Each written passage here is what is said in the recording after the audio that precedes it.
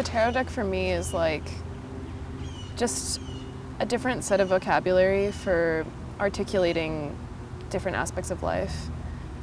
And it can give people a lot of clarity to be able to project different elements of their life onto a set of symbols. This is a witch's brew that I made. It's a concoction of water, my own urine, and the light of the sun and moon, which both recharge it and give it this power. So basically having it around just radiates certain ions to like help us recharge and re-energize.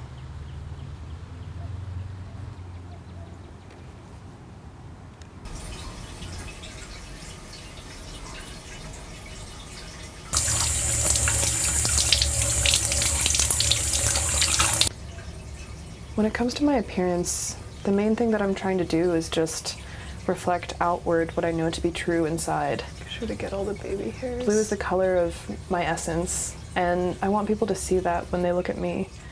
I feel like being a witch has helped me get so in touch with my inner self and just be unafraid to communicate that to other people.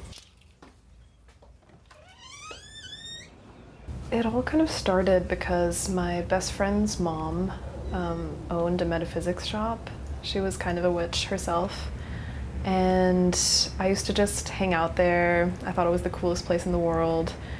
And my best friend's mom is queer, and so it was just this really powerful, safe community of women. So I just really gravitated towards that kind of space from that point on. And bit by bit, I guess I kind of learned some techniques from them. I learned about how to use herbs and how to read tarot, essential oil therapy, little bits and pieces. So I think there are a lot of negative stereotypes about witches, and I know that people say we're like devil worshippers, we're, you know, dancing naked, cutting off goats' heads and stuff. Or some people just think that we're just like living in a delusional reality and that we have no sense of like real problems. I guess what I would say to all of those people is that literally all of human society is constructed. Yes, a lot of witchcraft is pageantry. Everything is pageantry, you know? That's like how we exist as humans. And so I think if people take a second to really analyze their own lifestyles with the lens that they apply to lifestyles that don't make sense to them, they can see that also there's so much about their own lives that involves some kind of pageantry. For me, it's fun.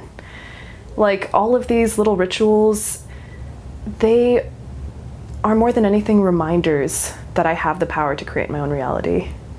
The reason that I think magic relates to femininity so much is because it has a lot to do with movement.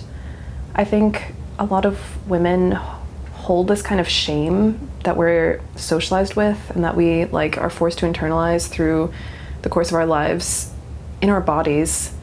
And I think it affects how we move through life. And oh, that sucks, you know? It's so frustrating to me to feel like I was handed this vile, oppressive idea of what it means to be a woman. And so instead of letting that control me and force me to play by the rules, I think turning to magic has made me find my own rhythm that allows me to move more freely. Magic has aligned me with the rhythm that I feel like is natural to me, instead of being kind of having my life set to the beat of the patriarchy.